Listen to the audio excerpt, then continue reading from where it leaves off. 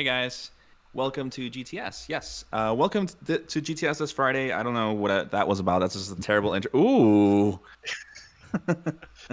Holy Okay, welcome shoot. to GT. You know what? I'm gonna let James introduce. I'm gonna let James introduce himself. That's such a cool helmet. Oh my god. If you guys didn't see already, the official topic for tonight is, Sean, what are we talking about tonight? Video games! Video games. Video games. Yeah. So tonight's show, guys, for people that are already watching, it's not going to revolve around a lot of Gunpla. We're going to talk about that in the beginning, a little bit of news, and then we're heading straight into video game territory. So I'm sorry if tonight you don't get your fill with Gunpla, but we just kind of want to chill and hang out and talk about video games because it's something that we all really love and like. So this is Master Grade Jess, and thanks for being here today. I'm going to pass it on to my boy Derek. Hey guys, it's Derek. How's it going, everyone? It's an awesome Friday night, and thank TGIF. Oh, yes. Oh, yeah. Yeah. But it is a great day, and I can't believe we're going to have a fun game talk today. And hey, who says about there's no Gundams? I love, my treasure trove of Gundam games here. Oh, likewise. Absolutely. Yeah, I got a couple of PS2s, a PSPs, PS4s, you name it. Exactly. My wife hates me for it, but she loves me. Girlfriend Got a little bit too. something for everyone. Nice. Right? Yeah. Oh, we did already sort of go through the intro already, hey, Sean? So. Yeah. So I'm back. DG Gunpla, Sean, hanging out with the guys, talking video games. This will get weird. Yeah, we're going to talk about a lot of weird stuff. And of course, we have our awesome friend. He needs no introduction. It's James, OtakuBuilder. Thanks for being on, man. Oh, always a pleasure, my guys. It's always a pleasure. It's good to have a chat with you guys last time. I was like, when am I going to do it again? And they're like, 2 oh, months. not this soon. Yeah, not this soon, but you know what? It was definitely worth the wait. Yes. Absolutely. Yes. Well, we mentioned on your first episode, I forget which one, number 1 or 2, because we did a 2-part series with you, and we mentioned that we were going to do a video game because we realized that you really like them. It'd be really it'd be something cool to kind of go back and forth when it comes to it. But for those who don't already know James, which you should, OtakuBuilder, go look him up on YouTube and subscribe to him. He has a new video coming up in a few hours, right? Yeah, in the next 2 hours, 7 o'clock my time. It was originally going to be like around 5:30, but you know how 4K files are. Yeah, They're complicated. Terrible. Big. But how are you doing on this fine day then? And And just trying to get everything set up, trying to get new equipment working, trying to plan things ahead, trying to find time to relax. I had about a week to relax from building Gunpla, which I greatly needed. And at the same time, I caught up on some anime. I was really lacking on watching anime, so I finally watched Full Metal Alchemist Brotherhood again. I watched something called Star Blazer, which got me hooked on building the Yamato. So might be more of those kids coming out in the future. And caught up finally on Dragon Ball, and then I might end up watching Gundam Build Fighters again just for the hell of it.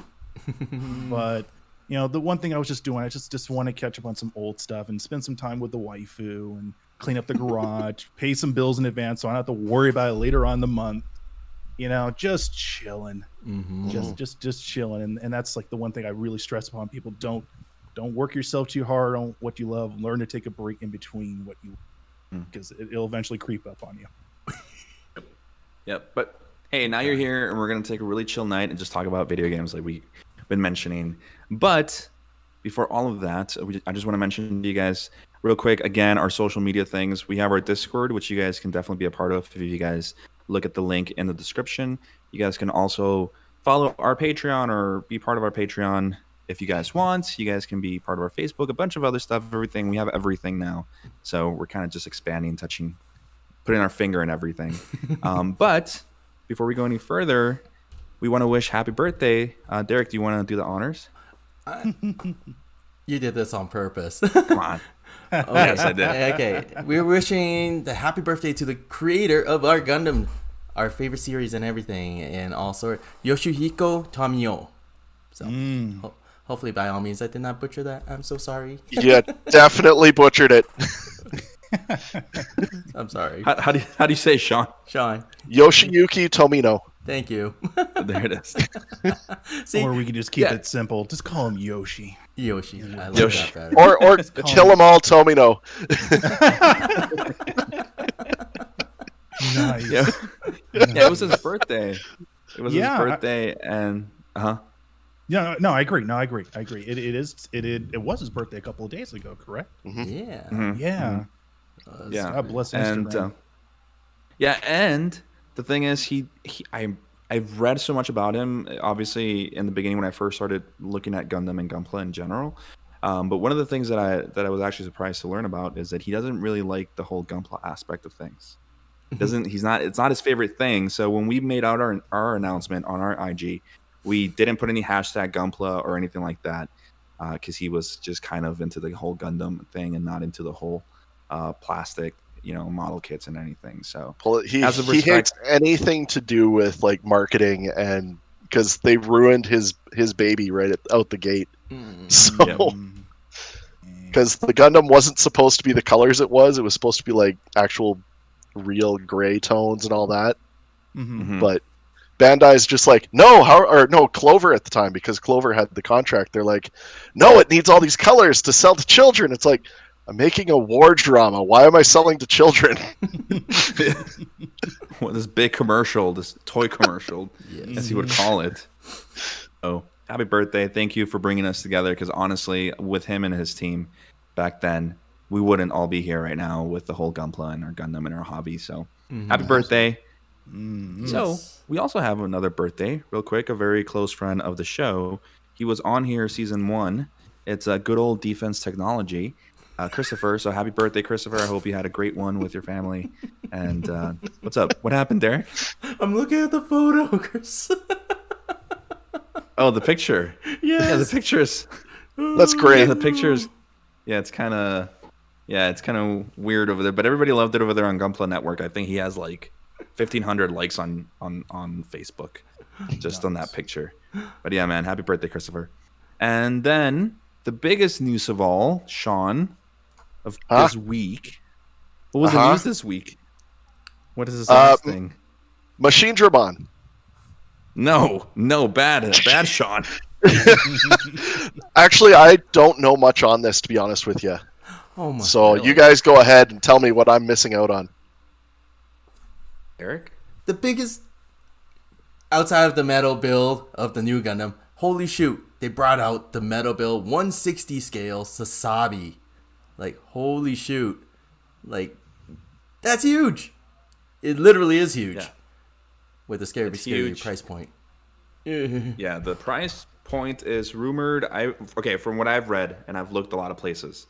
At a mortgage? See, my wife and I. Well, no, my wife and I have always said this. The moment they bring out a 160 at Sasabi, we're getting it. And you guys should already know that I love the Sasabi. And we're like, okay, we need to get it. How much is it going to cost? So, isn't it like 130,000 yen? It's a mortgage payment. More than that, actually, which is scary. Ooh, my wife wouldn't allow that. Yikes. I think that's where they started, but I think it's like over. I think after the conversion and everything, I think someone said it's nearly almost close to be up to 2,000 by the end of it. Damn. That'll pay for the suspension on my car. I think that's more important. I love me some Gundam, but that's a little too much for me. But here's going through the pictures, like the base and everything. He is huge. He is beautiful. He's huge. Yes, I mean. Well, the problem is they don't have anything to kind of give a sense of perspective on it, because I thought that was like 1/100th scale, because they do. They put the metal build, the Gundam, in some other pictures. We didn't put all of them, you guys. If you guys want to look them up, you guys can find them. There's a blog spot that I know Alina. Thank you, Alina, for finding these pictures that she found that had like a bunch of angled pictures. Mm-hmm. But there's actually in the last picture that Derek has here, you can actually see the little new Gundam on the side, the metal build. Yeah, he's definitely huge. He's like this big or something like that. Bigger. So, he's bigger. Like I got he think of this. If you ever seen the perfect grade, I mean, of the just a regular RX-78, the new Gundam is already like extra like 2 inches, 3 inches taller than that. So then Sasabi is already even bigger.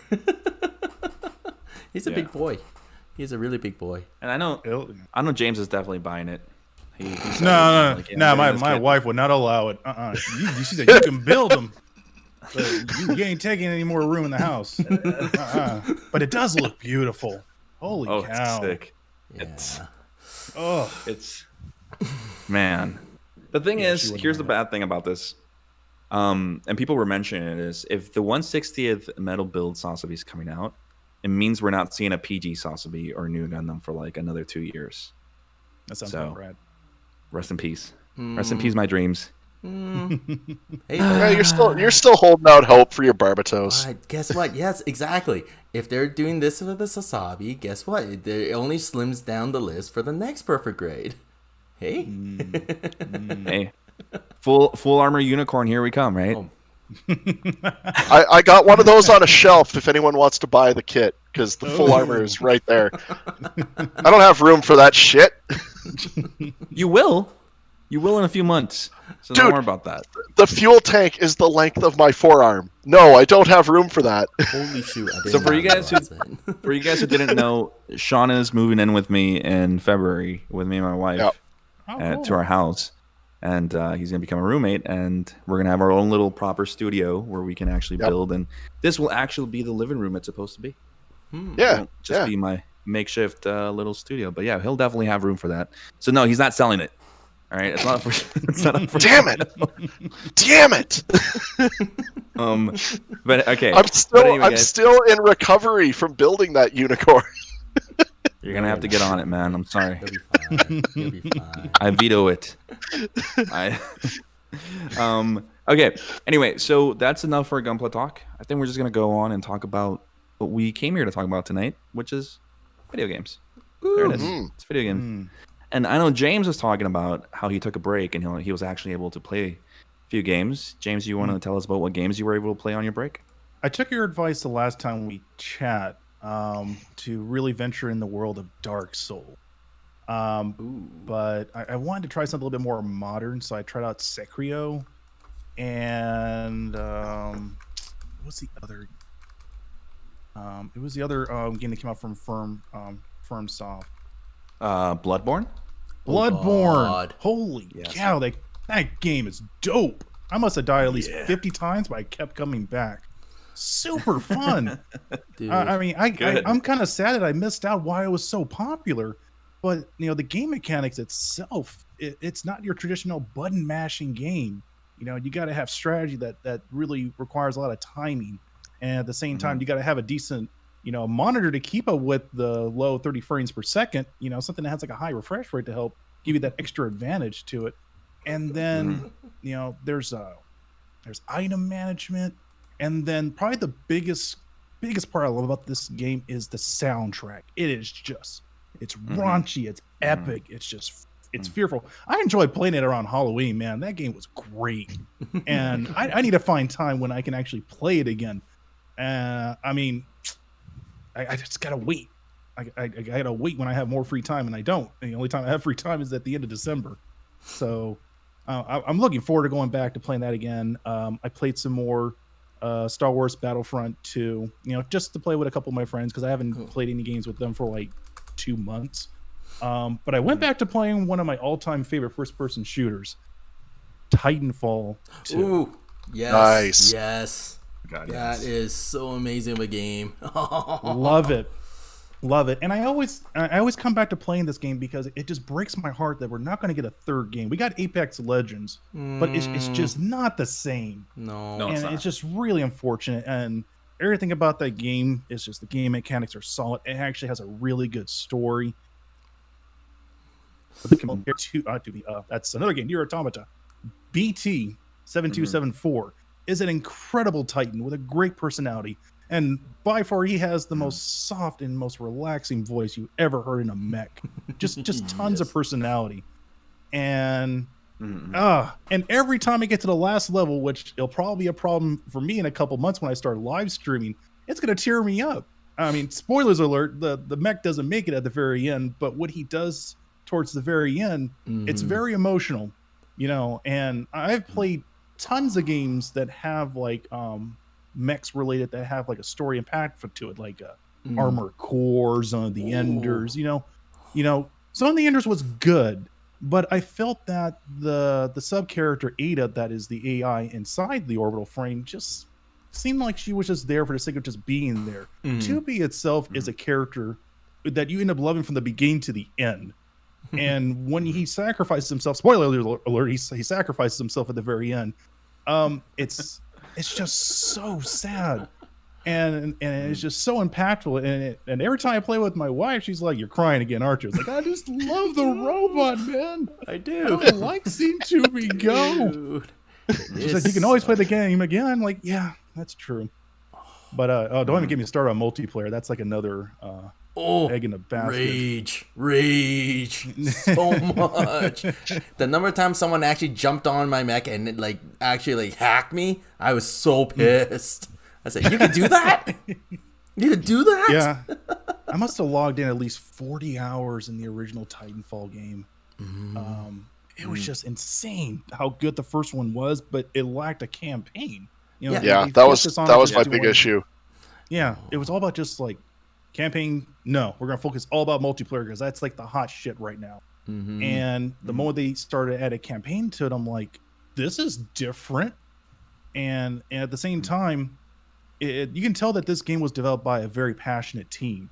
If you get a chance to look at some of the old videos from Respawn and how they did the sound engineering for the machines, I'm not a big fan of SMR. I'm not.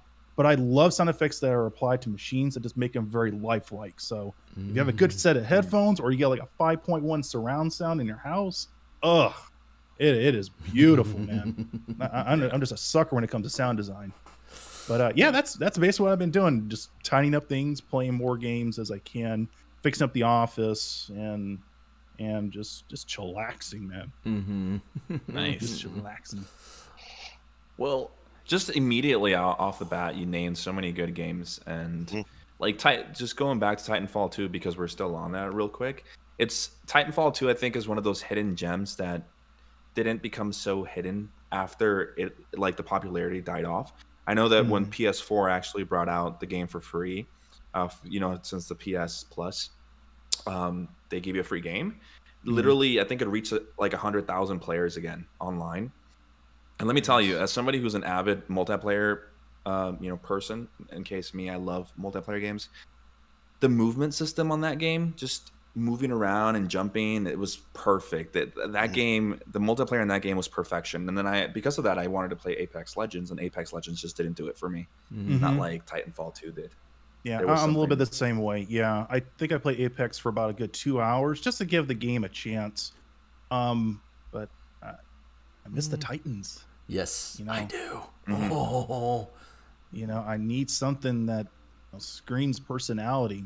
Something that sets me aside from all the other players, whether I have the advantage or not, or I want to jump on back of a Titan and blow out his processor, or throw a lob of grenades in there to do even more damage. Apex is great. Don't get me wrong. Respawn made a great game, but it's not Titanfall 4 or 3. And unfortunately, Respawn doesn't have any plans to work on a Titanfall game anytime soon. And I blame EA for that, for not promoting the game when they were supposed to when the game came out. They were more focused on promoting Battlefront, or not Battlefront, Battlefield. Sorry, Battlefield. They were more focused on promoting that game and not Titanfall 2, which is a shame. And I hope EA gets what they deserve, man. They're really dropping the ball on the games. Oh my God. They've killed so many good things. Yeah. I know Sean. The studios that I've loved and lost because of EA. Yeah. I mean, we were going Sean and I. Yeah. I was going to say going right back to my childhood and losing Westwood Studios. I mean, Command and Conquer, like the first true love for gaming for me. I think that was like my second third-person shooter I ever played on the old Xbox. Renegade. Yeah. It just EA has such a weird way of doing business, and obviously everybody knows that like EA hasn't been the best company when it comes to actually managing their studios. Like there've been so many good games that have been lost in studios, and like for example, Dead Space, which is definitely something that Sean and I carry a lot to heart because Dead Space is one of our favorite games ever. That full trilogy. That's where I kind of differ with him. I love the first one and the second one. The third one is kind of to me, but the sound. You were talking about sound in video games. Oh my god, Dead Space 1 and Dead Space 1 specifically. I remember when I first played that back when it came out. And I'm a sucker for horror games. I need to play a horror game. I've been looking for a really good horror game ever since since those days passed. I haven't found a really good one anymore. But Dead Space, the first one, is a classic. Oh my god, it's such a beautiful game. And what do you think, Sean? Well, I mean, I can talk about Dead Space till I'm blue in the face.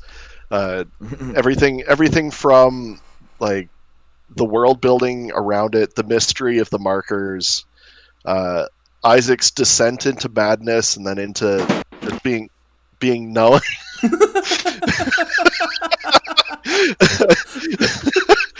Hello. Oh, Lou, you ungraceful little. but like Isaac's kind of progression through as well, like going from being just scared out of his mind because he doesn't know what's going on to questioning his sanity because he's seeing things in every corner of his way through the sprawl, to being completely numb to the whole thing and just wanting it to be over and done with. Oh. I'm kind of curious. Did you prefer Isaac when he didn't talk, or are you okay when he talked in part 2? Me personally, I didn't like the fact that he started to talk. I kind of like the mentality of like Link from Zelda. I think I really liked him not talking in the first one because he's just like adamant about getting through it. But I liked getting those peeks into what he's thinking when he does kind of just have his asides to himself, where he's like just talking about how this couldn't get any worse, and then all of it does, and that sort of stuff. So I like the asides. I don't so much like when he's like conversing and like yelling out for Ellie every 5 seconds or Nicole every 5 seconds. But when he's like thinking out loud to himself, I love it. Well, in the first game where he doesn't talk, it's a lot. The thing about not talking characters is it leaves a lot to your imagination. To how this person sounds or how this person acts and everything. And obviously the first game is very straightforward. You want to save your girlfriend. That's it. Yep. And like that's the only thing you need to do. And he doesn't talk because he never really needs to talk or say anything. The whole music, the soundtrack, the ambience of the surroundings really does all the talking for you. And the second one, when he talks, it's like, oh, that's your voice. It's like, well, what are you doing? And then the third one, it's like, just stop talking, Isaac, please. Just, I don't want to hear it anymore. But I mean, in the third one, I do like when he gets mad at people. Like he's just like, especially to the ship captain guy. He's always, when he tells him off about stuff and all that. I love when Isaac just loses his temper. Well, it gives character. It gives a little bit more development into him. I think it could have. I'm glad they did it because obviously I wouldn't have liked to gone through the whole trilogy with a no talking character. Yeah. But in the talking of horror games, I really wish they made really good horror games again, like they used to. And I'm sounding kind of like that old person that's like, what they do now doesn't work. You know, but I really wish we could go back to that because it was all about ambience and soundtrack, like Silent Hill and things like that. Well, and, like you don't even have. I mean, you've got your Amnesias, you've got your whatever, like the first-person survival horror games, but they don't really. I mean, I don't play them personally because I like kind of the wandering side of things that you get from like the third-person view. But also the stories never really interest me. Like I've sat and watched a few streams of Amnesia and I'm like, it's not doing it for me. Until Dawn was pretty cool. I liked Until Dawn because it had a really cool story to it. But you're right. The horror isn't quite what it was back when back in the early 2000s and mid 2000s. I think it's What do you getting there. I mean, we kind of got a glimpse of it with Resident Evil 7. Ooh. And that Yes. was like a big departure, you know. Well, when I first saw the trailer, I was like, I don't want to play a Resident Evil game in first person. That seems really offsetting, but man, put on a VR set or like a headphone set that has like 3D surround sound. Holy cow. I still have Talk about nightmares from immersive. that. Jeez. Yeah. Oh, I had to watch the Team 4-star playthrough where they have Krillin do it because I wouldn't have been able to do it otherwise. Really? I have it. I have the game. I have the VR headset. I haven't even finished like the first part ever since I get down to the bottom of the stair where I'm getting chased around because I'm screaming like a little girl the entire time.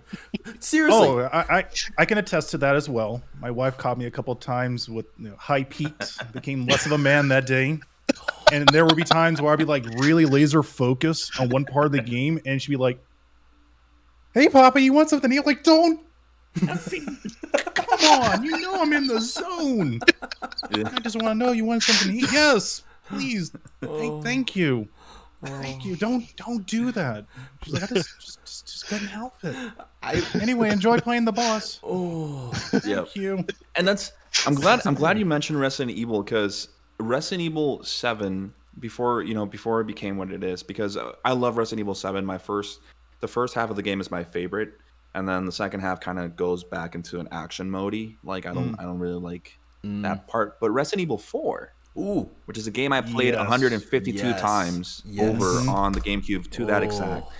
Resident Evil 4 was the right amount of action and horror mixed in, which is what Dead Space actually was like. I'm going to take that, I'm going to do it over here. And then it's like the same formula. You have that action, but Resident Evil 4 was really what really cemented. And then obviously Capcom was like, hey, how about we just make shooter horror game? And then Resident Evil 5 came around, which was okay. And then Resident Evil 6 was Resident Evil 6. I don't like talking about it. My wife knows I hate that 5 game. is good if you play with a friend. that I is will right. attest to that. That game is boring. If you have a good friend and you just want to F around, play in co-op, it is the best part of the game. I remember when there was like a bug in the game where if you can trade a rotten egg with your partner and save a game at a certain point, you can multiply that. Yes. And the game will just register as a new egg after a new egg. And you can milk that to the point where you can get every hot weapon in that game and just go into town, man. Oh, I had so much good memories with that game. It was so good. But I agree. It was a little too actiony. And the fear factor just disappeared. Although, I will say this. I did like the new added characters with it. Sheva. She is such a beautiful and intelligent woman. Yes. Wesker. Yes. Oh. Wesker, bringing him out the first time like that was amazing. I love the story plot, but I gotta say I'm still a fan of Leon, like 100% over Chris. Leon Kennedy, yes. Can we just talk about the punching the boulder? I mean, how can I get this boulder? I love how so many people made like little. They made fun of that, and they're like, Wesker's watching him beat the crap out of a boulder, and he just jumps into the lava himself. He's like, "Yeah, well, I'm out." That is such a tough like final game, and I was so frustrated over and over trying to beat 5 because of that. Oh man! And then you get your rocket launcher, and then you say game over. Yeah. Oh, it was beautiful when you didn't have to buy the extra things. Like Resident Evil 4, going back to it, the reason I say 152 times is because that's exactly how many times I beat it on my GameCube. My GameCube was literally Resident Evil 4 only. Like, that's the only thing I used it for. And to this day, I can play like any other version of PlayStation 2 and know exactly where the hidden jewels are and everything and how to do everything that was in the GameCube. But, getting that infinite rocket launcher, the infinite hand cannon, just going to town and playing a whole game, like Resident Evil 4 in 4 hours with just infinite rocket launchers. That was so fun back in the day. That's such a cheat. Oh. Speaking of the infinite pistol, my friends and I used to have a running joke about the movie Resident Evil Degeneration, because we watched it very intently to see how many times Leon reloads. once, and it was for emphasis. Oh.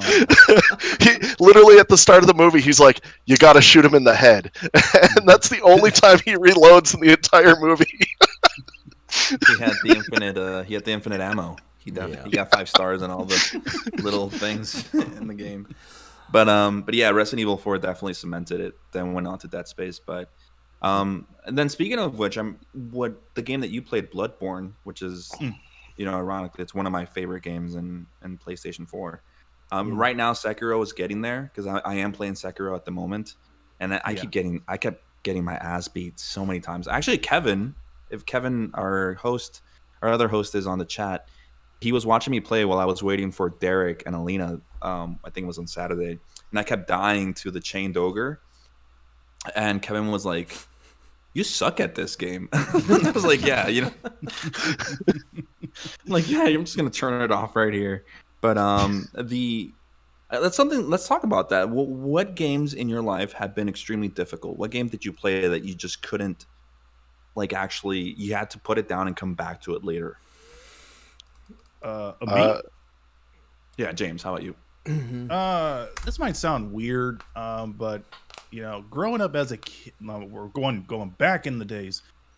Getting games back in the 90s was rare. When you had that Christmas where your folks gave you like 1 or 2 games, that was it until it was like your birthday, or they were just getting extra spare cash from their jobs or whatever they were getting on the side.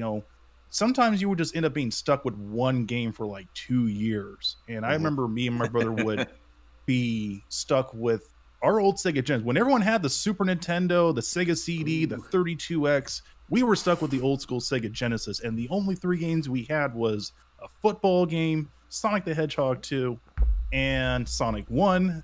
Oh God, there was more. Sonic Spinball, starting to see a trend here. Ooh. And Mortal Kombat 1 and 2. And it got to the point where me and my brother just like had to cut ways, because he's like very competitive when it comes to fighting games, and I'm just naturally really good when it comes to learning fighting games. So I end up breaking the seal and start playing a lot of games on my old Sega Game Gear, which still works. Ooh. And this freaking game, once again, you're gonna start seeing a trend. Sonic the Hedgehog 2. I hate this game but I love it. I finally beat it after 2 years.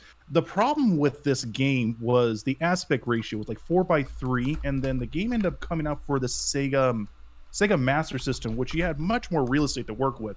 So literally on the second act, when you're fighting Dr. Robotnik, aka Dr. Eggman, there's this weird like ball that jumps from a sloped cliff where it goes in a weird Bezier curve, and every time you get underneath it hits the enemy at the very bottom, the pattern changes. So sometimes it'll be much longer ones, much shorter ones, and then a really, really fast one, and then he'll start coming barreling down the hill, and you can't avoid it.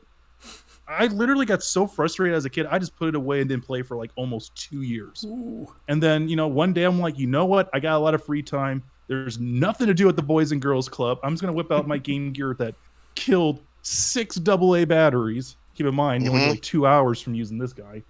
And I end up really enjoying it again. Oh. I never imagined I would come back to playing like a Sonic game that would bug me. But if we're talking about something that is modern, without a doubt, Bloodborne.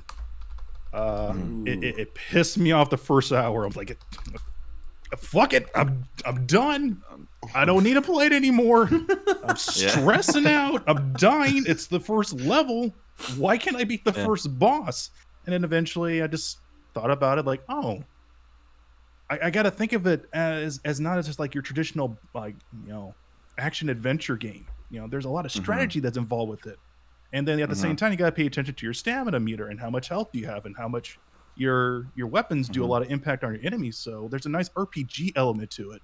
So yeah, still stuck in the first level. It's okay, man. I haven't moved. That's how I was. That's how I was with the original Dark Souls. I left that game for like a year, a complete year. Like I didn't get through the first boss, which is literally, the first real boss, which is on the little bridge, the little Taurus demon, and I couldn't kill him. and I just left the game for a year, and then I came back. I'm like, I'm gonna kick your ass, and it's just about learning and not because I'm used to playing Devil May Cry, and I want to just smash my button and kill something, right? But it's like, no, you gotta calm down, grasshopper. But all right, Bloodborne. All right, how about you, Derek? Games that I never ever finished and never ever want to see it again. Dark Souls. I guess, yeah. Okay. I am that guy. I got the game when it first launched, put it on, start playing it on my 360, saying, okay, whatever, it looks cool, graphics cool, I'm ass like naked, and I got nothing. Was it the first 5 minutes in the game? I go fight against this big, giant, huge honk of a giant, and then, for the next 2 hours, I was still fighting him. Mm-hmm. And then I finally killed him. Did the mistake. I killed him, but it took me 3 hours. And then afterwards, someone told me that, you can run past him and do all this. Yeah, that basically ended the game. I didn't get much. Did you kill him with your little broken sword or whatever? Nice. 3 hours of grinding. Nice. It is possible. I'm done with this show, guys. It is possible. There's my reason why I did not play it again. Because I've been so straightforward about playing Zelda, Nintendo, all these games in my life where, okay, here's a boss. He's a big boss. You can kill him. You can do it. All right, let's do it. I mastered rolling in the first hour. You're crazy. Like this has cemented your level of insanity. How do you? Okay. All right, Dark Souls, man. That's on you, though. There's literally an open doorway right there where you can run through. It's okay. Realistically, there's a challenge in front of me. I had to, approach it, right? I thought about it, right? That's how you do it. I love you. Oh, boy. It's okay. How about you, Sean? So it was games that I keep coming back to that I find really hard. Is that what it was? No, it was what's a game that you had to put down because it was so hard? Like modern game. Bioshock. Not so much because it was hard, but it actually scared the shit out of me so much that I couldn't keep going. I finally beat Bioshock 1 for the first time this year when it came out on the Switch. Yeah. About Bioshock. That was a good series, man. The Big Daddy. Yeah. Like I'd beaten 2 and Infinite, but I'd never beaten the first one because I get to like that art district with what's his name, the guy that like turns people to stone or whatever, and it just freaked me out so much that I literally put the game down and I never finished it. But something about playing it on the Switch made it a lot more relaxed than playing it on my TV, and I just went through it, finished the game. I'm like, why was I so scared of this? Yeah. I knew it was a masterpiece before I even finished the game. Like, just the game itself is beautiful. The story is a great social commentary.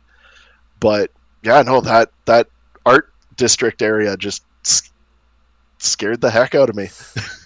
Ooh. Yeah, the art district area is really creepy. I'm not gonna lie. Yeah. The game. That's what I meant. Like, you can get some horror vibes with games that aren't supposed to be completely horror, right? And Bioshock is one of those. Bioshock 1 and 2, and I know a lot of people didn't like Bioshock 2. I love Bioshock 2. I love 2. 2 was and good. Bioshock Infinite.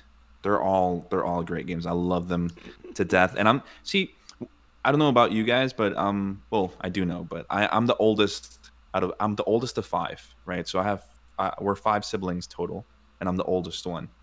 And just seeing my siblings, my brother Christopher, my sister Myra, and even my younger sister Natalie play Bioshock because they're really into whole video games. Now they're into this really big League of Legends phase because I left them my computer back in Mexico. I left them my gaming PC.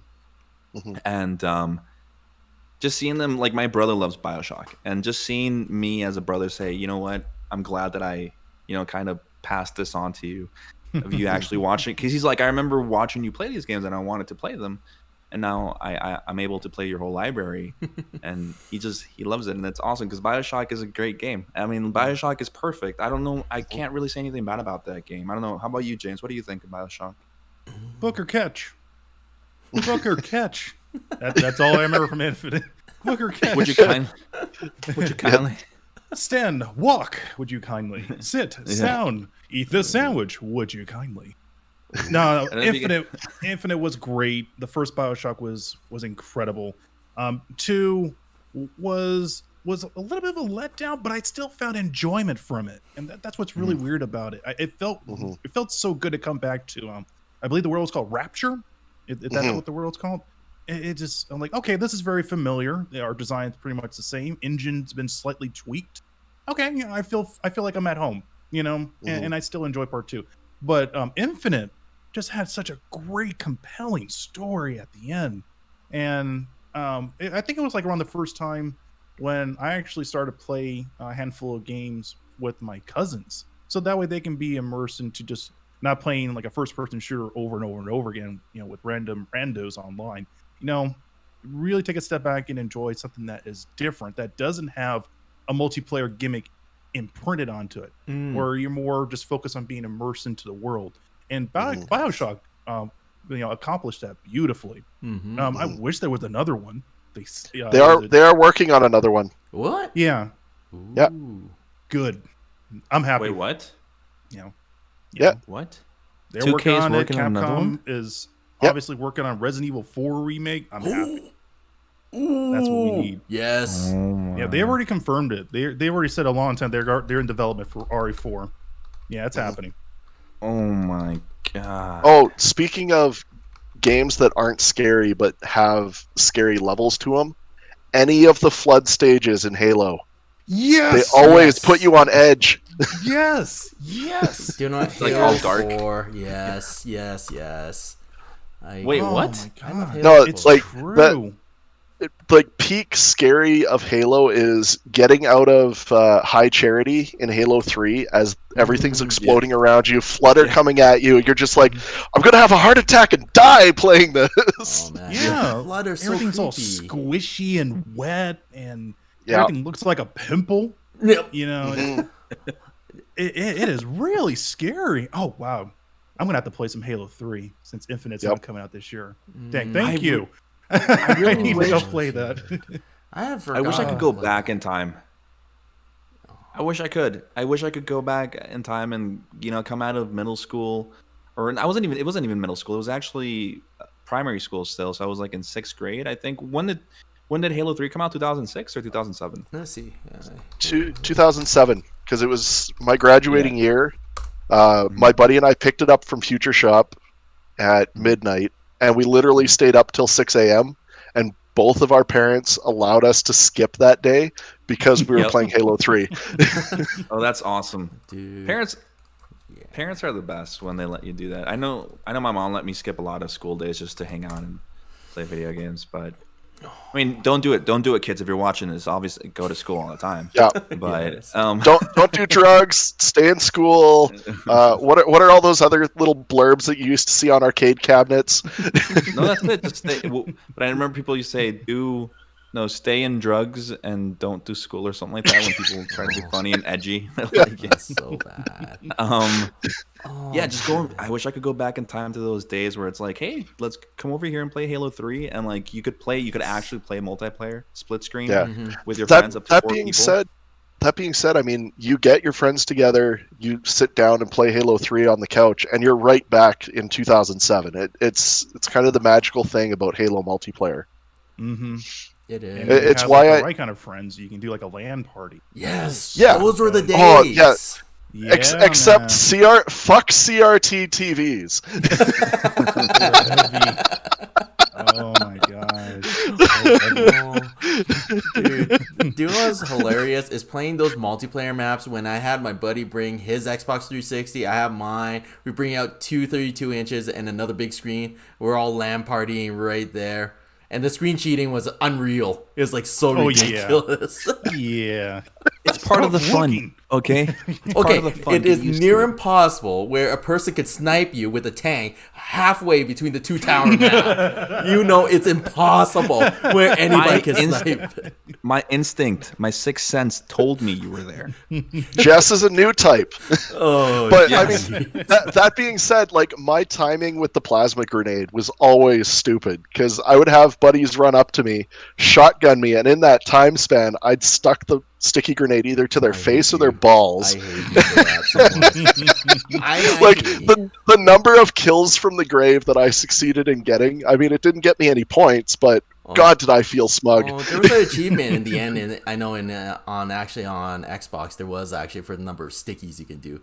Like I think you had to do 50 of them or 100. But one thing I did love in Halo 3, you correct me if I'm wrong, they had the Spartan laser. They introduced it. Yes. Yeah. The Blazer was in it. I was able to master the shot where I can point blank someone and then shoot someone out of the sky with their stupid bloody Banshee, which is notorious to kill every game.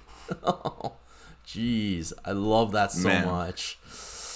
I would. Well, sorry, Sean, you go. I was just gonna say, give me sticky grenades and a brute shot, and I'm a happy man. Lame. I was gonna say, I wish that all games did what Halo did in multiplayer, like Kilimanjaro. Well, that's going back to like what was it? Unreal Tournament and games like that where they had the announcer. Yes, that is the 2000.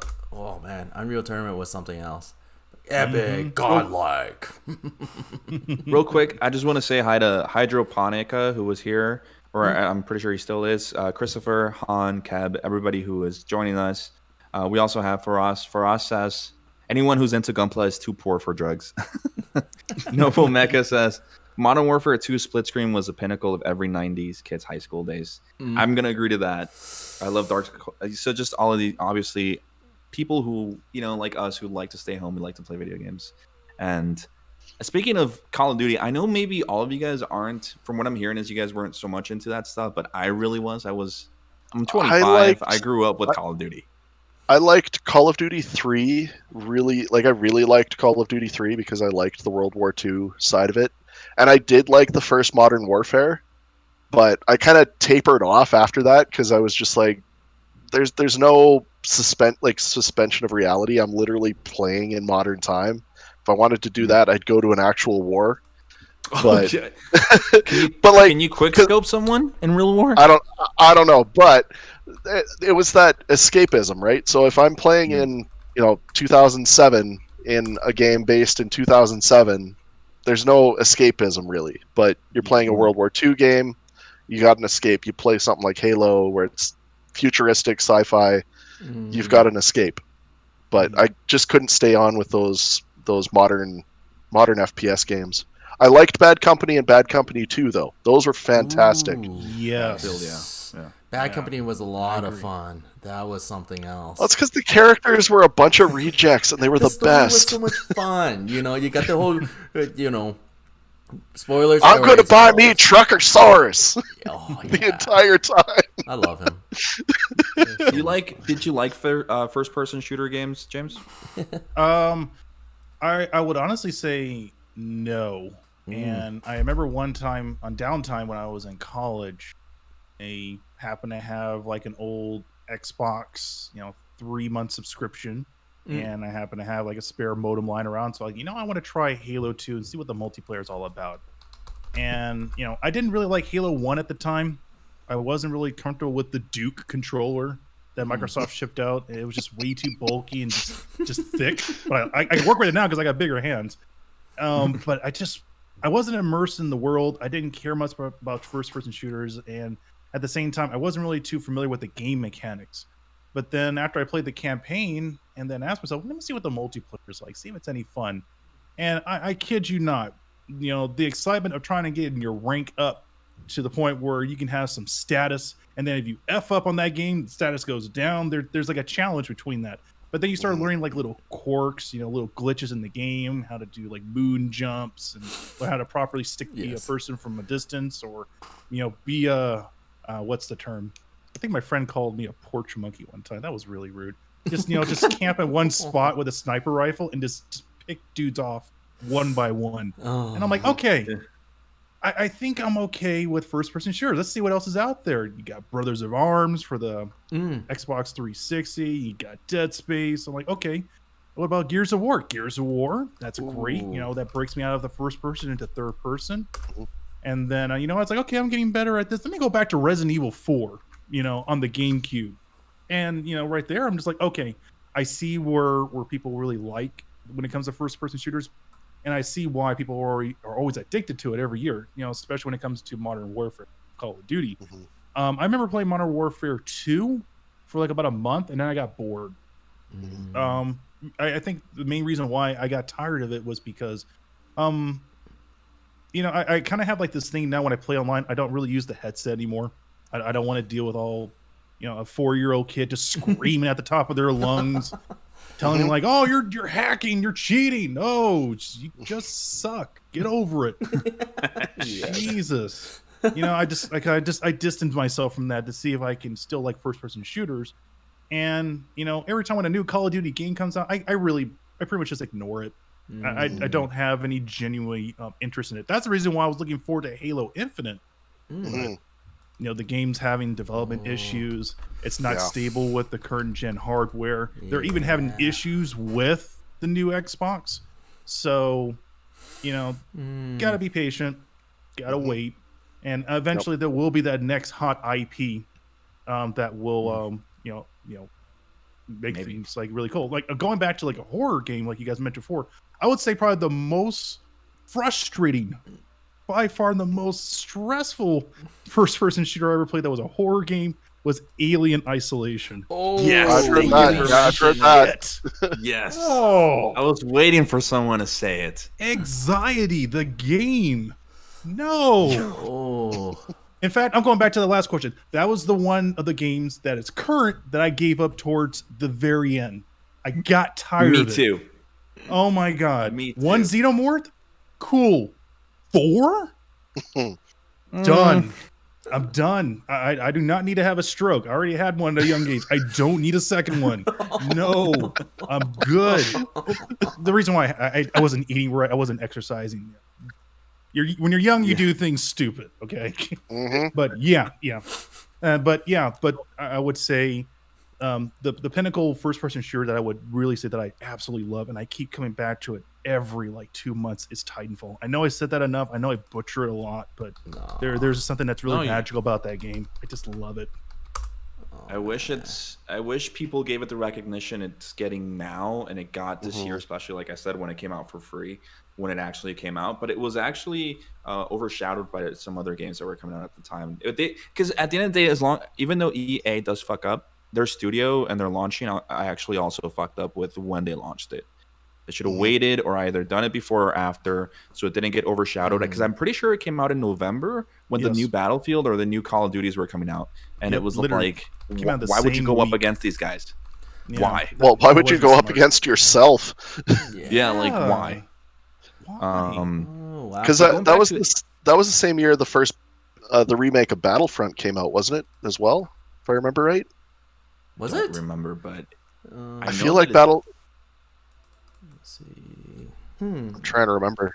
Well, I'm just looking it up right now. Like, Titanfall came out in October 28th of 2016. Like, 4 years ago, guys. Like, wow. And it destroys a lot of FPS games that are out now. But it's good. It's a great game. And going back real quick to Alien Isolation. Oh no. Let's talk about AI. Let's talk about AI, because the AI in that game is revolutionary. Like that game. So the reason why the Xenomorph is such a bitch, all right, because it's literally following you. It actually learns what you do, and the thing I remember watching a whole video on it. I forget who did it, but they did a whole video on how the actual AI works. And the more you progress, the more you do things. It starts unlocking like these nodes in the AI that it learns what you're doing. So if you are used to hiding in a little vent, you can't do that forever. You got to find something else because it's going to find you. And it starts playing with sound. Ever been tricked by the xenomorph? You think he's over there, and all of a sudden your camera turns around because he just grabbed you and he's about to kill you. My wife knows how many times I've tried to play that game, and eventually I was like, I'm not playing this game, and I still haven't finished it to this day. I probably should, but just kicks my ass. But AI in games. Which mode did you play? Did you play on the recommended setting by the developers, or you played it on normal? No, I always play any game that I play it on hard or the most difficult. Okay. Because I feel normal. Like I'm not saying that people shouldn't play on normal. Obviously it exists. I just don't like playing normal difficulty because I just feel like I'm being a little bit babied. I really want to challenge. So yeah, but I'm pretty sure I played it on hard. My wife is playing it on easy, I think, or normal herself. And she's like, why would you do that to yourself? I'm like, well, I need the challenge or else it doesn't feel genuine to me. Well, the good thing is you did play on the recommended setting by the developers, the hard setting.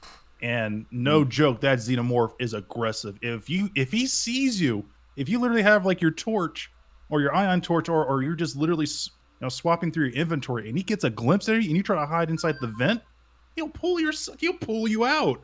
That's never happened when I play the game. I literally had a heart attack when that happened. Like, why? Why are you doing this with me? Why? And then at the same time, it starts effing. It'll go into one vent and they'll come back the same vent to try to take you out of your insecurity. Like, Jesus, dude, can go away. And then when you're inside, like, say, like in a locker, and if you go in that same locker again, it'll know you're there. It won't even bother just like guessing. It'll just yank out, stab, you're done. Oh, just oh my gosh. Have you ever played that game, Derek? I already told you my frustration if I started playing Dark Souls already, right? If I start playing this, I'm gonna be. We might as well kiss me goodbye from the show for a long time. You would say, where's Derek for the last while? Oh, he's probably still in his room trying to play it and try to beat it. You should play it. It's a nice game. Did you play that game, Sean? No, as I kind of said, I do have a weak threshold for horror. Surprisingly, Dead Space didn't trigger that. But no, I've never played Alien Isolation, and as I kind of pointed out, Bioshock scared the shit out of me. So I don't think I'll ever play Alien Isolation, to be honest with you. And like even the heart attack inducing moments in Halo, like I'm not, no. The thing is, it's not about. I think one of the not problems, but I think what you're looking for is, Dead Space is horror. Yes. But these new games, for example, Alien Isolation did what a lot of the modern day games were trying to do in first person. They perfected it. Yeah, it built on what Amnesia and all those games started. And Outlast, which is a great game too. But Outlast and Alien Isolation, because they're both kind of the same thing. And I say kind of because Alien Isolation is way better. But it's not fear. It's more anxiety and knowing that you're being followed. Yeah. That's the part that really gets people because you can't handle those pressure. You can't handle the pressure of those situations. And you crack under the pressure and then you end up losing.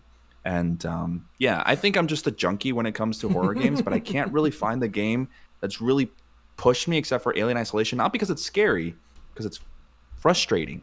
Yeah. I wish I could go back to playing like when I first played Fatal Frame for the PlayStation. Or when I first played Silent Hill or Silent Hill 2 and watching my dad play, that's when I fell in love with those games. I wish I could, like I said, I'll say it a million times over. I wish I could go back, be 8 years old, sitting in the couch watching my dad play. Because my dad is only 42 years old. So he was, as much as he was my dad, he was kind of like a brother to me too. So just watching him play video games is where I kind of got that. So I don't know.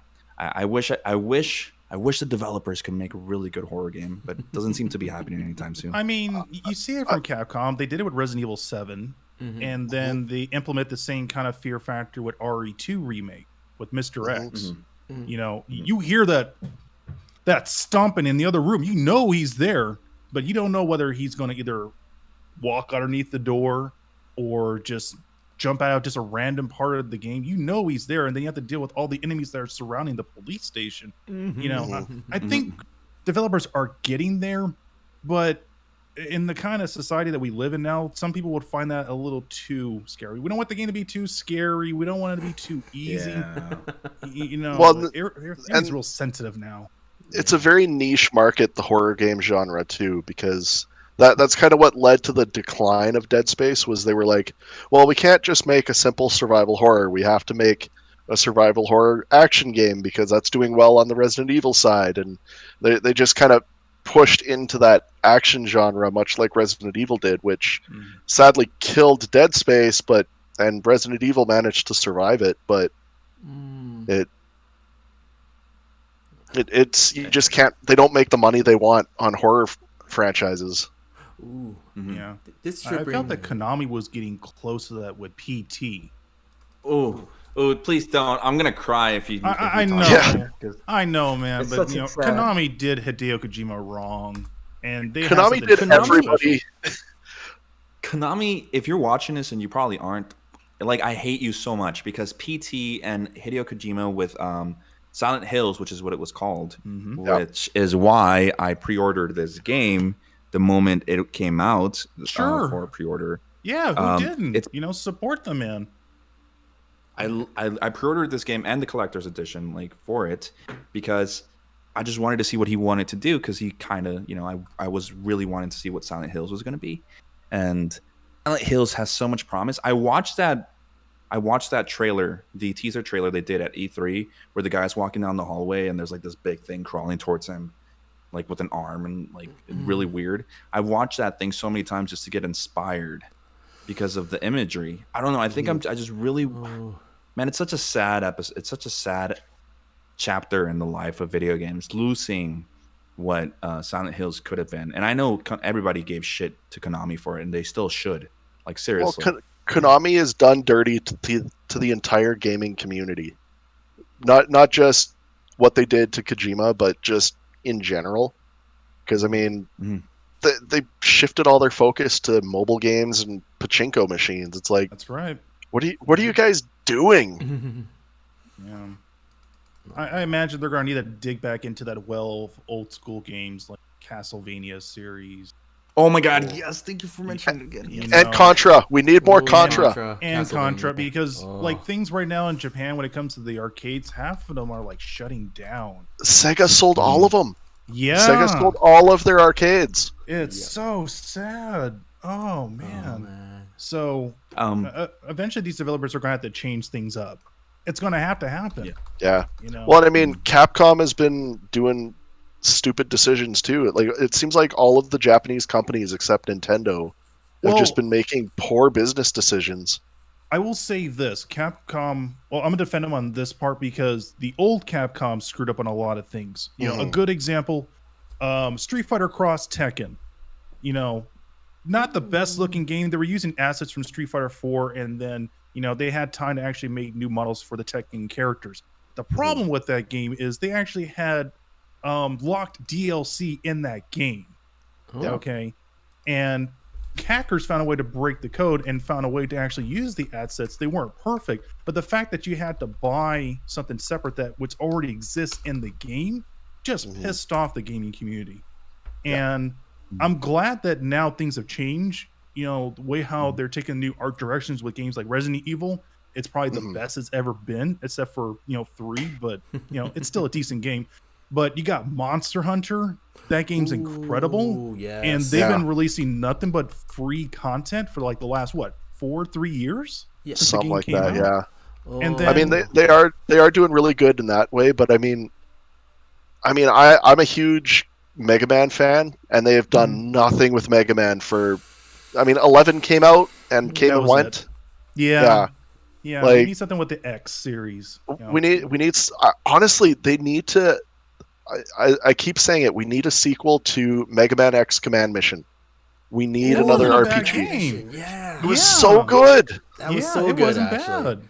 I actually love that, actually. I love the sequencing and actually get to use Axel. No doubt, Axel. I hated Axel's voice. Oh yeah, his voice is so grating. I know. But to be honest, dueling more guns. Yeah, Capcom at that time just didn't know what they were doing. No, it's sad. But to be honest, if we touch base back, Monster Hunters, seriously, I love World. It was a lot of fun, and it was definitely challenging doing it solo. Yes. Holy shoot, it is really tough. Well, it's super grindy, right? It is, but it's like Yeah. without cheating, I like try to learn about every one of these monsters and try to figure out their weakness. That was challenging. Then the number of times I had to grind through that one, that is really tricky. Oh, that was fun. Yeah, I'm glad I got into Monster Hunter. In fact, it's actually encouraging me to get into Phantasy Star Online. Ooh. I've always wanted to jump into that game genre, but I just wasn't really comfortable with the old like Dreamcast style of the game. Even though I love the Dreamcast, that was like my second console I ever purchased when I was younger. But I wanted something modern, something that really shows that this game can be pushed to the next level. And Microsoft said, "Hey, there's another one in development. It'll be out sometimes next year." And it's free to play. I believe it's free to play. Yep. Yeah, it so is. I'm like, It is. Yeah, Phantasy Great. Star Online is free. I got no excuse to try something new when I get my Xbox console. That is if it's ever available. But that's great. Exactly. Well, that's why like I'm waiting for the Switch, and like I've been playing it online on my PC here and there with Alina, but it's okay. It's just it shows its age. It does sadly show its age, and I'm very sad about it. But it is a lot of fun. Shoot, do you customize your own guy? I no doubt, because what we sort of like, we like our mecha sort of idea. So I no doubt you went with the mecha base. Well, that's kind of one thing I'm finding lately is that I'm kind of falling back on these old titles that are getting re-released. Like, I keep hearing rumors about the Mass Effect trilogy coming out on What? getting re-released on next-gen consoles. I'm like, if I can play Mass Effect on the go on my Switch, I'm going to be the happiest man in the world. Because, it's one of my... It's almost a perfect franchise, except for the cancerous tumor that happened, but it's a perfect trilogy. Yes. You meant Trilogy. I was about, what are you talking about? There's something else Mass Effect related? No. Drumming up. That's one of those progressive games that actually did it right, where whatever you did in the first arc, they transfer to the second, and then so on. And I love that effect. It tore me when I actually did play it the second time around on the first one. And then when I played the second one, I say, oh, shoot, which save file should I take? I wasn't sure. And then realizing how much it changed. And I couldn't bring myself to play it again after that. I've played them so many times. Have you played the Mass Effect trilogy, James? Oh, absolutely, man. I must have played Mass Effect 2 dozens of times because I'm a big sucker. I love Star Trek. I love Star Wars, but I like Star Trek just a little bit more. And towards the end of the game, spoilers alert, you got to make some really harsh choices. Who do you want to survive? Who you want to live? And depending on how you progress from the beginning to the end of the game will make those choices very apparent. I hustled my ass to the point where I'm going to save everyone in my crew. No one's going to get left behind. I'm going to get that achievement.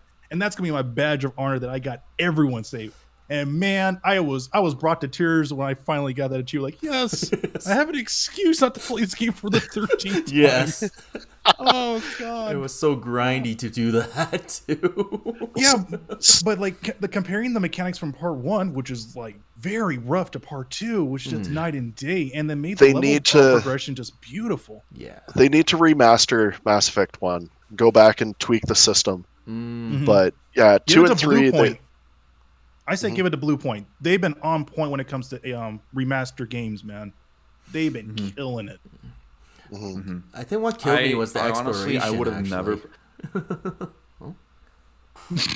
Sorry. I mean, I saw a meme come up a few weeks back because winter tire season has started. It was that video, or it's a picture of a guy saying, "It's okay, we're on winter tires," and he's driving up a mountain like this, and then at the final frame he's floating in space, just saying, "It's okay, I have winter tires."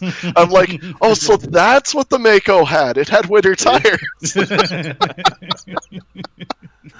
From Canadian Tire, nonetheless. Yeah, there you go. Yeah. Plug my god awful job.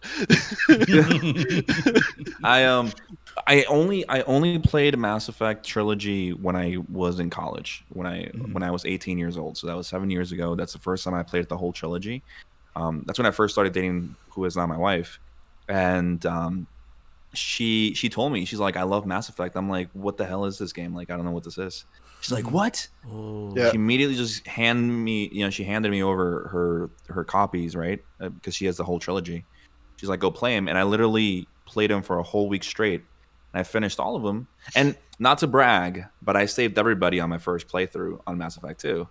And it felt so great. I was like, I cried. I cried at the end of Mass Effect 3. I'm not ashamed to say it. I cried. I still do. Even the soundtrack, yeah, I cry. Is I it love that game after so much. the patch?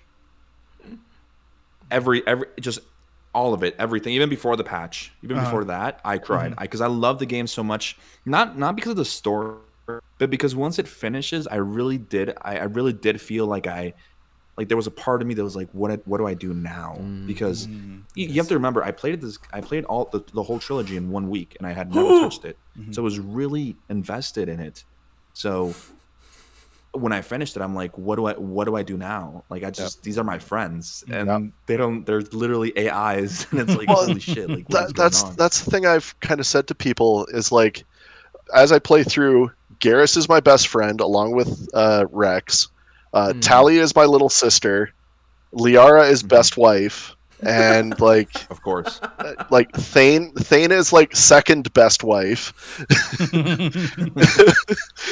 Because I mean, Thane is just that moment where he says the prayer for Shepard every time, just oh my God, yeah, just ball, like absolute crying.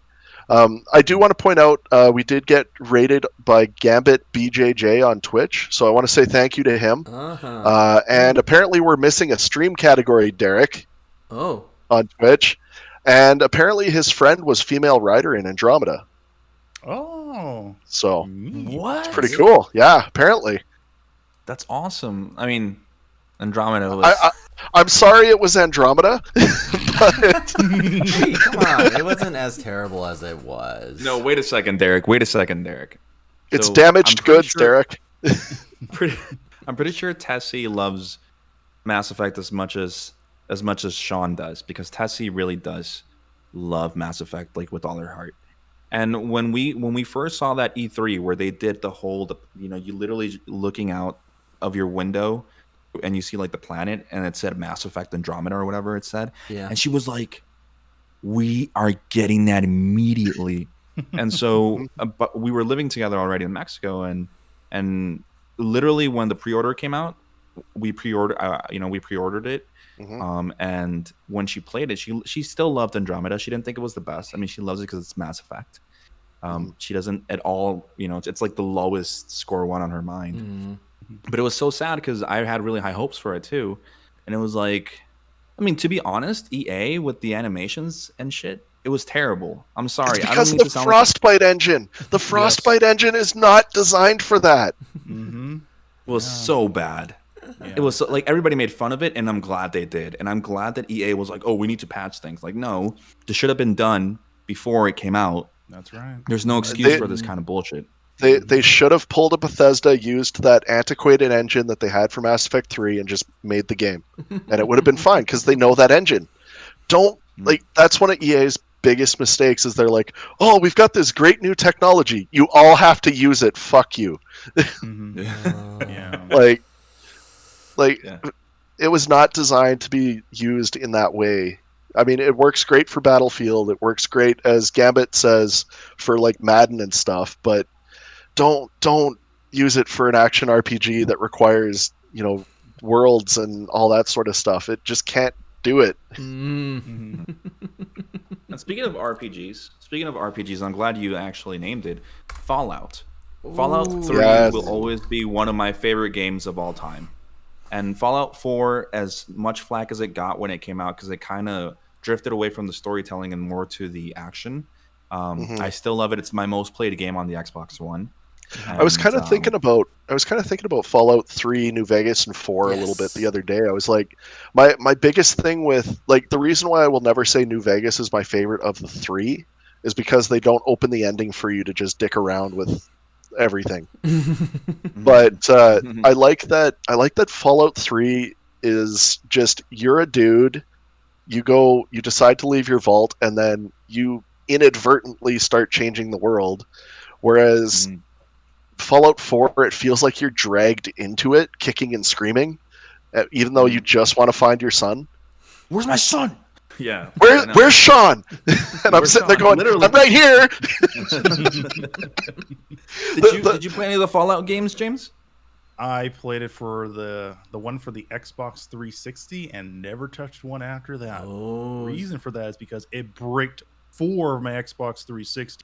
Oh, and that was like around the time when Microsoft was like, we effed up. We'll give you another Xbox. You sure? This is going to be the 4th one. Can I get the Elite?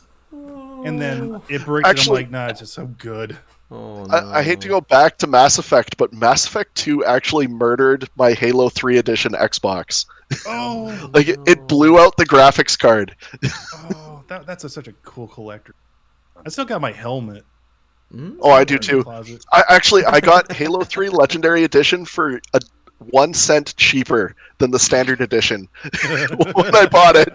I was literally in London Drugs. I had just bought my Halo 3 edition. I'm like, well, I need a Halo. So I'm looking at the shelf with just the standard cases, and there's just the regular edition. I kind of pan up, and I see the Legendary Edition on the shelf gathering dust, and it's like $69.98. I'm like, that one. That's so funny. What a find. I have a lot to thank to my parents because I got my first 360 in 2008. I didn't get it in 2007, so I was a kid who didn't have the 360 when the 360 came out.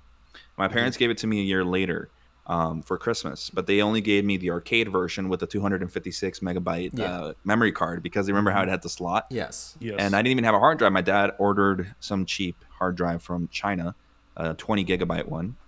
And that thing did not get a red ring of death till 2017. Oh, interesting. Not bad. And I played the shit out of it. I don't understand. I did open it up a lot of times, not because it had the red ring, but I give it more ventilation because I was really into modding your stuff. And that thing is still at my house in Mexico. My little sister plays Minecraft in it, and it's still rocking actually. So I lied. So. I still have my Halo 3 edition around here. I do plan on getting it fixed one of these days. Because, I mean, it's got to be easy enough to repair at this point. Yeah. Yep. You could probably buy a new body or a new power bar for it easily enough nowadays. I bet you there's a mountain of parts everywhere. Yeah, well, I've got the power supply and all that stuff. It's just literally that video card. I think the video card needs to be replaced. Or a whole new motherboard. Maybe. I don't know. Because it wasn't the traditional red ring. It got the E74 error, which I think is a graphic error. Oh, interesting. Because what happened was I was playing it, and then all of a sudden the graphics became it's almost like alternating pixels were removed from the image of Commander Shepard. I'm like, well, that's not right. So I restart the console and power it back up, and it's E74. I'm like, oh man, I should have just kept playing. I should have just kept playing with these deleted pixels. Right? Turned it off. And the effort I had to put in to get that Halo 3 edition, I'm glad it lasted as long as it did, because they had it on display at Blockbuster for forever, and every week I went in, I told them not to sell that, because I wanted to buy it. And finally, when I bought it, it was like a celebration because they're like, "Oh, we finally got rid of this Xbox." Speaking of which, so real quick, so let's start putting some little questions in here, but quick questions to see how fast we can answer them. Let's start with our guest here. Your favorite console of all time? Dreamcast. Without a doubt. Love that system. Nice. Why? It was, at the time, the arcade perfect console. Okay? When I was younger, I didn't have a lot of games growing up. My folks were divorced, and asking my father, can you give me a new game? It's like the hottest thing out there, was really difficult. And I remember one time my mother gave me some money on my birthday and said, here you go. Here's some birthday money. Use whatever you want. And I told her, I want a Sega Saturn. She's like, okay, that's cool. but you gotta take this money, you gotta take these 2 buses and go to Toys R Us, R.I.P., and go get it for yourself. I mean, they're still alive and kicking up here in Canada. Oh, they're gone. They are. They're gone here, man. They're gone in the U.S. Yeah.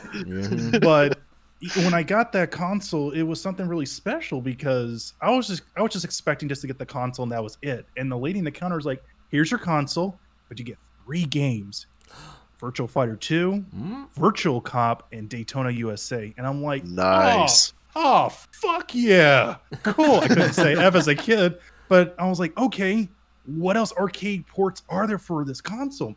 And I remember there was one game that I played at the arcade a lot, and it was called Virtual On. Oh, yeah. And this game was ridiculously popular back in the day in college because everyone was playing it. Everyone was playing Street Fighter, Third Strike, Marvel vs. Capcom 2, maybe some Daytona here and there, and then Power Stones. No one touched the Neo Geo arcade cabinets, but for some reason in that small little corner in Pac-Man Arcade, everyone played Virtual On. And I told myself, I'm going to get that game. And I got it for the Sega Saturn. And around that same year, Sega was like, hey, we're working on a new console so it could compete against the PlayStation 2. It's called the Dreamcast. Yes. And Dreamcast made it their goal to take their arcade ports and make it for the home console. So I got every single arcade port that I can get my hands on. And it was like the best day. Unfortunately, the console died because of the popularity of the PS2, the fact that it had a DVD player. But that was truly, genuinely my very, very favorite console because it was one of those consoles where I literally say that every lunch money I had when I went to school, I mowed people's lawns, I babysit people's kids when I did. And when I woke up at 7 o'clock in the morning and took my 15-speed bike all the way down to the Pasadena Mall and waited there from 7 o'clock to opening time at 10 o'clock, I was a kid in the candy store, man. I got the console. I got maybe like 3 or 4 games. Right, it was Sonic Adventure, Power Stones, and Soul Calibur. I was happy, and I called my friends up. Back when home phones were like a thing. Say, come on over. I'm gonna order some pizza from Pizza Hut. We're gonna get the New Yorker style pizza, and we're just gonna play video games all day. And that's what we did, man. Oh man, love take it. Me back. Miss those days. Hey guys, in the chat, which one is your favorite console? You guys get to choose one. Which one is it? Just let us know real quick while we go to Derek. Oh, Derek, what is your favorite console of all time? GameCube. Not on a second thought. GameCube. Absolutely. Why? GameCube. To be honest, it's like the first time I ever get into Japanese style RPG games. Like, probably don't know if anybody ever knows it. Not Skies. It was one of the Tales game, actually. Tales of Symphonia? No. Skies of Arcadia. Never mind. There it is. Skies of Arcadia. That one was the game. When I first got it, I fell in love because the idea is everyone was getting to PlayStation 2s. I already had. I looked at Sony, all the cool anime games, Gundam games. And I'm in the middle of Saskatchewan, which is the barest of all prairies in Canada, I find, almost. Middle of nowhere. I have no internet. Like, if I use the internet, it shuts off the phones in my family's restaurant. So... wow. And so every single time someone picks up for a takeout order, guess what? My internet cuts off. So I can't even play anything on the PC. So we're not allowed to. So the best they got was we figured out I can't get an Xbox. The Sega Saturn was not available. The new like Genesis, anything that's internet based, I can't use. So Nintendo is my go-to. And Skies of Arcadia. That was an amazing game. And there was another game, Time Splitters, before your Call of Duty and everything else. I don't know if you guys played that one. Time Splitters was hilarious because Time Splitters is sick. Time Splitters 2 on GameCube is sick. Oh shoot! Just because you can make your map and it is so cheesy. The Tommy gun, dual wielding Tommy guns. That was my thing. Guns. Oh, it was SD gun works. Yes, absolutely. Oh man! All right, nice. Fun, but that's me. Nice. So we have Han who says PC Master Race. Oh. We have Johannes who says PS2 for a while and then PC for life. I feel like saying PC is kind of a scapegoat. No. Some people didn't Or have a consoles and cop just out. kind of. Well, I mean you more in played like on the, I mean more in like the modern age. It's kind of a cop out saying, "Well, PC." It's like, well, of course it's the most powerful, but you don't have any sentimental attachment to it. I mean, some people do. I could see it. suppose. I could see it happening. And then we have Jan, who says Super Nintendo for me, my first console, and a lot of good memories from that generation. Very nice. Some random guy, I don't know him. It's Kevin Hong. Can you block him real quick? Thank you. Kevin Hong says sure. PlayStation in general. Final Fantasy 7, Final Fantasy 8, Final Fantasy 10, Final Fantasy 15, just all the Final Fantasies. Kevin loves Final Fantasy. We got Noble Mecha says the GameCube because of Smash Bros, Melee, and Time Splitters 2. Yeah. There it is. I told you, Time Splitters 2 is. Yes. Looks like Gambit says OG PlayStation. I loved all the JRPGs, and he also remembers the days of dial-up internet. Just like Derek was saying, you can't do anything if you're on the internet. No. And then Noble Mech also says Time Splitters 3 feature perfect. Yes. I just remember Time Splitters because it was that one of those games that you also went home to, like, I mean, one of your friend's house. Like, hey, Mom, I'm not gonna go home. I'm going straight to my friend's house after school, and we're just gonna do that. But all right, so Sean, your favorite console of all time? So Derek kind of took mine because I'm also a huge GameCube fan. But the other one that really holds true as a favorite for me is the Game Boy Advance. I like the number of hours I put into the Game Boy Advance, be it playing Pokemon, shitty shovelware games, just whatever you could get out of the bargain bin. Like it was pretty much attached to my hip. Every final exam, I had my Game Boy Advance with me because I would finish the exam and then sit out in the hallway waiting for everybody else, just playing away on my Game Boy. Like it was my favorite system.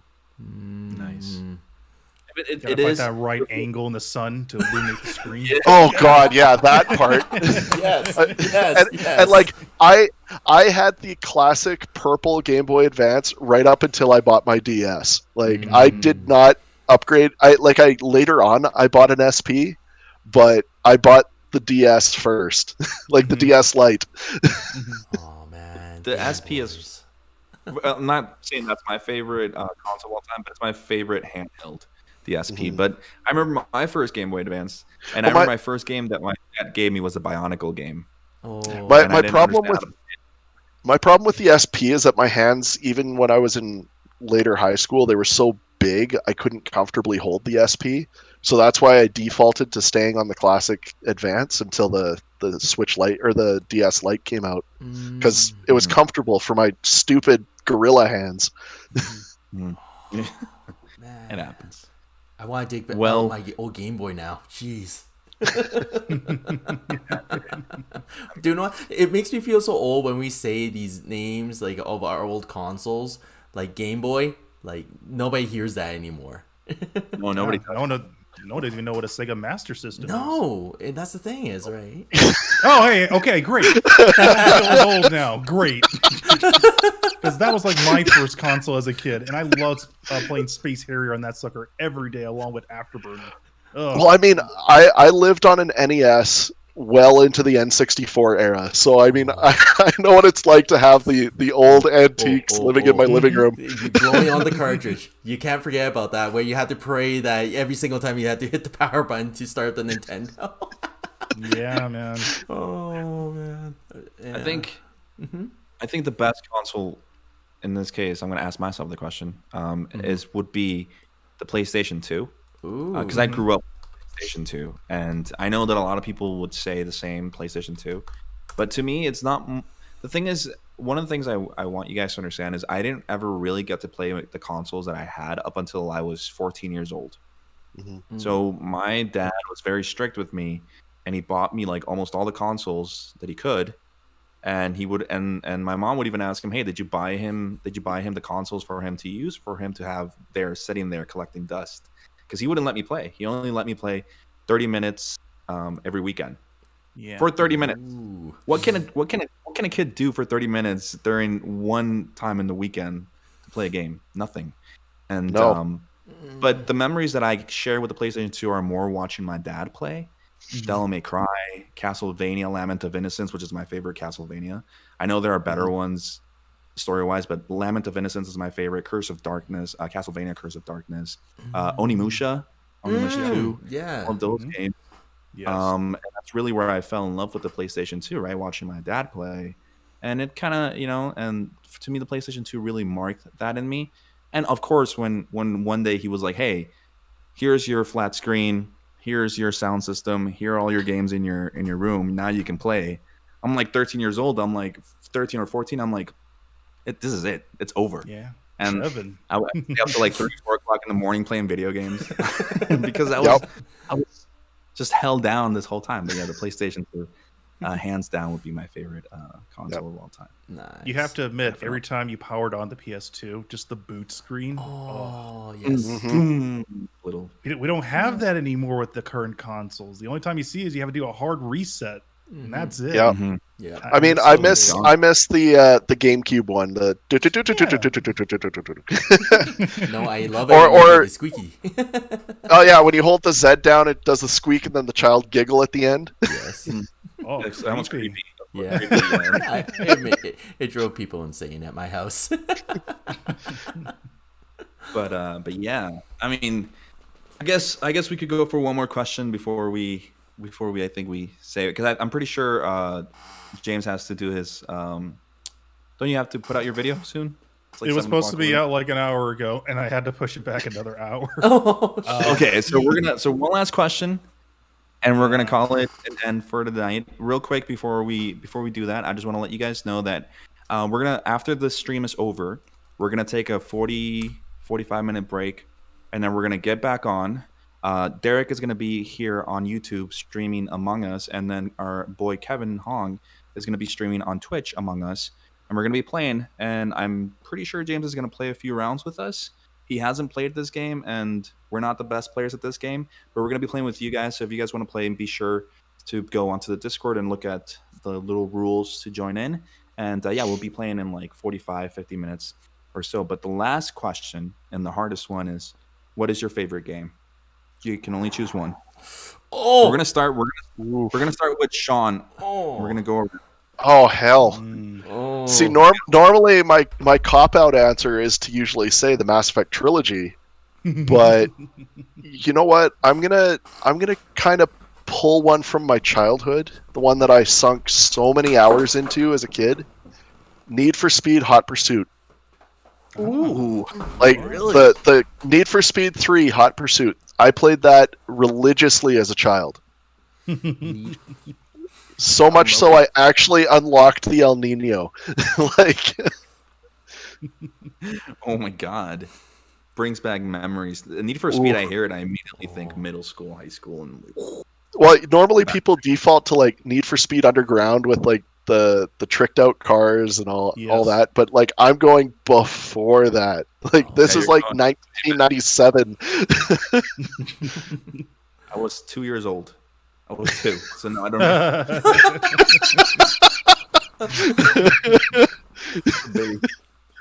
All right, nice. So Need for Speed. What do we got from Derek? I had to go to my shelf really quick and I almost like tripped and rolled over my toe. The most recent one. So which is one still, is it? It's Gundam Breaker 3, the Break Edition. Oh, That's a cool game. Oh, Yeah. man. I wish. Yeah. It's good. Wish. Yeah, I it is. so dang wish they just make another one in North America, please. Oh, If only. Yeah. oh, dude. You mean actually make one in North America? Exactly. Not wherever that Gundam Breaker game was. We won't show name so much. But Give me the dating sim part and take out the Gundam combat, because actually the dating sim was funny. this was so amazing, and it's all time now is my most favorite, because the fact is, up until you can get to IBO right now with this a break edition, I never had so much fun loading out my guys so much. It is impossible. Especially when you're just a living turret. Oh, good times. James. Time to think this time. What's up? What's your favorite game of all time as of right now? Oh boy, I think I probably already said it. But definitely the game that really piqued my interest to really start collecting video was something that came out of left field. It was relatively new when it came out for the PlayStation 2. And I think I have, yeah, here it is. And this game Yes, Zone of the Enders, the first one. Not First the runner. best story, not the best story, but the wonderful thing about this game is if you were one of those fortunate few that purchased it, you actually got the demo disc for probably one of the most interesting games, Metal Gear. Yeah. Solid 2. This was like my introduction into the Metal Gear franchise. So you could say I love Zone of the Enders, but probably by far the Metal Gear franchise as a whole is like literally my all-time favorite game that I just keep coming back over and over again. Just love it. Absolutely love it, man. Nothing has it took me a while to get used to Hideo Kojima's style and how he told stories. And then after playing part 2, I then eventually went back to playing the old PlayStation 1 version, and then I played the GameCube version, and then went to playing 3, and then so on and so forth. You know, it just kept continuing more and more. And yeah, Metal Gear franchise, dude, love it. Oh man. I wish Kojima would just make movies. Like he's a very visual storyteller. He would be a great director of movies. Yes. Oh. Yeah, he's actually came out and said that he prefers like the game media because in a sense it's its own movie. You know, Yeah. it has a unique style how it tells his stories. Or actually, probably he'd be better as a TV series director because then he gets that long format that he likes to play around with. Making things more episodic. Yeah. Yeah. The thing is, he likes to have that interaction, and I think that's what that Stranding really was for him. It's basically a long movie, which I love. I love that game. I love that Stranding. I know there's a lot of mixed reviews where like some people are like, "Oh, it's a walking simulator," but it's like it's really not.